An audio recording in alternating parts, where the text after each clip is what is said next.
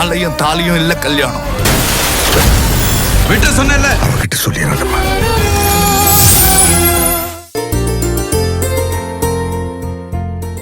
இப்பெல்லாம் நீ ஒவ்வொரு நாள் ஒவ்வொரு மாதிரி இருக்க. எப்படி இருக்க? இல்ல அன்பு, நீ ஆனந்தி கல்யாணத்துக்கு இவ்ளோ பணம் கொடுப்பேன்னு நான் நினைக்கவே இல்ல. நீ பணத்தை கொடுக்கும்போது எனக்கு எப்படி இருந்துச்சு தெரியுமா? ரொம்ப பெருமையா இருந்துச்சு. அதையும் தாண்டி எனக்கு அவ்வளவு ஆச்சரியமா இருந்துச்சு. ஏன் எல்லாரும் என்ன அப்படியே சொல்றீங்க? இது ஆச்சரியப்படுறதுக்கும் அதிசயமாறதுக்கும் என்ன இருக்கு? ஏன் நான் எதுவுமே செய்ய மாட்டேன்னா என்ன? நீ எதுவுமே செய்ய மாட்டேன்னு சொல்லல அன்பு, செய்வ. ஆனா ஆனா இவ்வளவுதான் முடியும்னு சொல்லி உன்னை சுத்தி நீயே ஒரு வட்டம் போட்டு அதுக்குள்ளேயே நின்னுடுவ.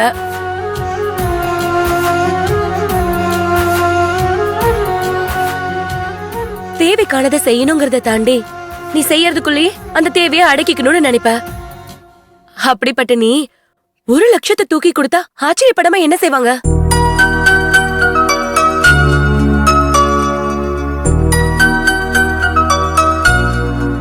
ஏன் கொஞ்ச நாளைக்கு முன்னாடி கூட உங்களுக்கு எல்லாருக்கும் ட்ரெஸ் எடுத்து கொடுத்தப்ப என்னெல்லாம் நடந்துச்சுன்னு உனக்கு ஞாபகம் இருக்குல்ல? அப்போ நீ தனாக்காக்கு அதிக விலை கொடுத்து புடவை எடுத்துட்டு வந்துட்டேன்னு சொல்லி அவ்வளவு கோவப்பட்டு பேசுன. ஆனா இப்ப நீ அப்படியே ஆப்போசிட்டா இருக்க. ஆனந்தி கல்யாணத்துக்கு நீ என்னெல்லாம் செய்யணும்னு நான் எதிர்பார்த்தனோ அதெல்லாம் நானே எதிர்பார்க்காத மாதிரி நீ செஞ்சுக்கிட்டு இருக்க. உன்னை குறைவா சொல்றேன்னு நினைக்காத. கல்யாணத்துக்காக உன் ஷேர காலையில நீ குடுக்கறேன்னு சொன்ன போது கூட ஏதோ சம்பளத்துல இருந்து 20,000 30,000 இருக்கும்னு நான் எக்ஸ்பெக்ட் பண்ண. ஆனா நீ இப்படி 1 லட்சம் ரூபாய் மொத்தமா கொடுத்ததும் இல்லாம இன்னும் 1 லட்சம் ரூபாய் ரெடி பண்ணி தரேன்னு சொல்லும் போது எனக்கு எவ்வளவு சந்தோஷமா இருக்கு தெரியுமா அன்பு?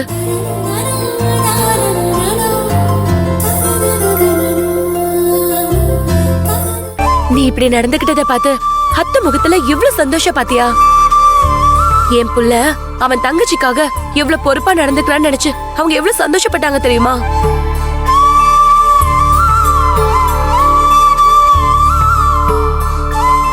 அவங்க முகத்துல அப்படி ஒரு சந்தோஷத்தை பார்க்கும்போது இதுதான் என் புருஷன் அன்புன்னு எனக்கு எவ்வளவு பெருமையாவும் கர்வமாவும் இருந்துச்சு தெரியுமா? இந்த அன்பை பார்க்கும்போது எனக்கு ரொம்ப புதுசா தெரியுது. இது பாருஷாலினி, ஒரு சூழ்நிலை தான் மனுஷனை மாத்துறதுக்கு காரணமாவே இருக்கு. பொங்கல் அப்போ என்கிட்ட காசு கம்மியா இருந்தது. கல்யாணமாகி நான் உனக்கு எதுவுமே பெருசா வாங்கி கொடுத்தது இல்ல. அதனால உனக்கு ஒரு காஸ்ட்லியான புடவை வாங்கி கொடுக்கணும்னு நினைச்சேன். மிச்ச பணத்துல மத்தவங்களுக்கு கம்மியான ரேஞ்சில் புடவை எடுத்தேன். அதுல மிஸ் ஆகி தான் 10,000 ரூபாய் புடவை தனம் அன்னைக்கு போயிடுச்சு. அன்னைக்கு செய்யக்கூடாதுன்னு எனக்கு எண்ணம் இல்லை. எனக்கு அதுக்கப்புறம் இஎம்ஐ அது இதுன்னு இருக்கிறதுனால காசு கிடைக்காம போயிடுமோங்கிற பயத்துல கோவப்பட்டேன். அதுக்காக நான் அல்பத்தனமா நடந்துக்கிறவனோ கஞ்ச பையனோலாம் கிடையவே கிடையாது. என்கிட்ட எவ்வளவு காசு இருக்கோ அதை வச்சுதான் நான் மற்ற விஷயம்லாம் முடிவு பண்ணுவேன். இப்ப பாரு, சீட்டு போட்டு காசு வந்தது. அதுலதான் அந்த 1 லட்சம் ரூபாயை கொண்டு வந்து அப்படியே கொடுத்தேன். இதெல்லாம் தாண்டி ஆனந்தி என் கூட பிறந்த தங்கச்சி, அவளோட கல்யாணம் இது. சொல்ல போனா கடைசி விசேஷம் இந்த வீட்டுல நடக்கிறது. அத நல்லா பண்ணணும்னு எனக்கும் ஆசை இருக்கும்ல.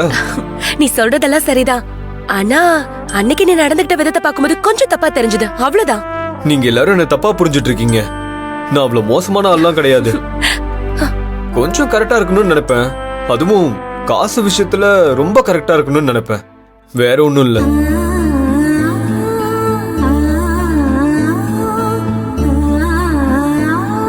அதுவும் ஏன் சின்ன வயசுல இருந்தே கஷ்டத்தை பார்த்தே வளர்ந்தவன். அதனால மட்டும்தான் எனக்கு எல்லாமே செஞ்ச என்னோட குடும்பத்துக்காக எப்பவுமே என்னால முடிஞ்சதை செய்யணும்னு தான் நினைக்கிறேன். ஆனா என்னோட சூழ்நிலை, அப்போ இருக்கிற மனநிலை, வீட்டுல நடக்கிற பிரச்சனை, வேலை டென்ஷன், இதெல்லாம் தான் என்ன அந்த நேரத்துக்கு அப்படிலாம் கோவப்பட வைக்குது, சண்டை போட வைக்குது. அதெல்லாம் என்னோட கண்ட்ரோல் மீறி நடக்கிற விஷயம்.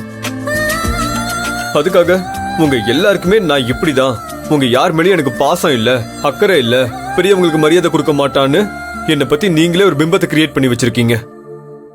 அதுக்கு நான் என்ன பண்ண முடியும் சொல்லு?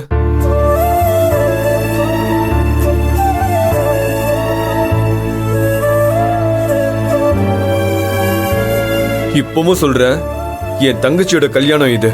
ஒரு அண்ணனா என்னோட கடமையை நான் செய்யணும்னு நினைக்கிறேன், செய்வேன்.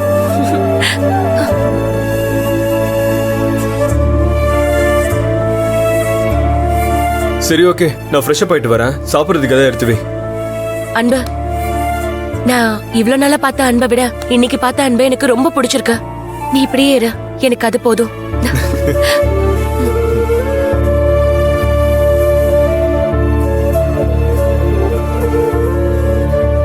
ஷாலினி.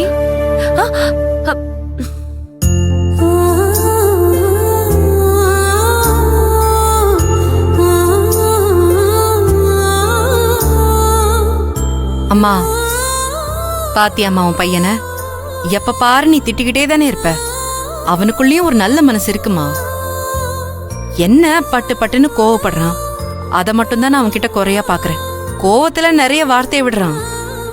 அது எனக்குமே சில சமயங்கள்ல வலிச்சிருக்கு. ஆனா அவன் தப்பானவெல்லாம் கிடையாதுமா. தங்கச்சி கல்யாணம்னதும் எப்படி அங்க இங்கன்னு அலைஞ்சு பணத்தை எடுத்துட்டு வந்து கையில கொடுக்கறான் பாத்தியா? நான் அவன் கொடுத்த பணத்துக்காக ஒன்னும் சப்போர்ட் பண்ணி பேசல.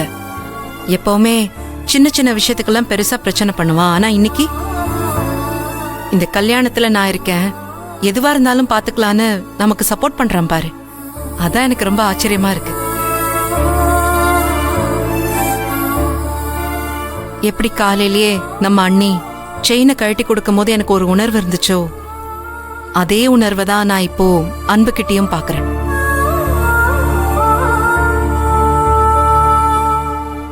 அது மட்டும் இல்லாம இந்த குடும்பத்துல நடக்கிற கடைசி விசேஷம் அது நல்லபடியா நடக்கணும்னு ஒரு பெரிய மனுஷ தன்மையா யோசிச்சான் பாத்தீங்களா? அதைத்தான் நான் வியந்து பாக்குறேன். இவ்வளோ நாளா அவன் ஒரு சின்ன பையன், அவனுக்கு எதுவுமே தெரியாது, கோவப்படுவான், வார்த்தை விடுவான், அந்த ஒரு விஷயத்த வச்சு அவனை தப்பா நினைச்சிட்டு இருந்தோம். ஆனா எவ்வளோ பெரிய விஷயத்த நம்ம யோசிக்காதப்போ அவன் வந்து பண்ணிட்டு அது ஒரு விஷயமே இல்லைங்கிற மாதிரி வந்து பேசினான் பாத்தியா?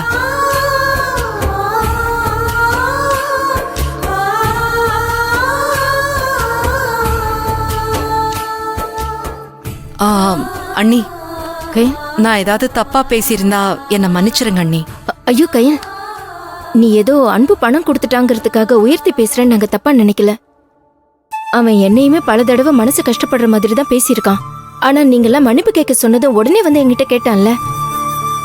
நீ எவ்வளவு தடவை சொல்லியிருக்க, அன்பு ஒரு குழந்தை மாதிரி, அவன் போலீஸ் யூனிஃபார்ம் போட்டதுனால அவன் பெரிய மனுஷன் இல்லைன்னு. அதை நான் இன்னைக்கு உணர்றேன். அவன் ஒரு குழந்தை மாதிரி தான்.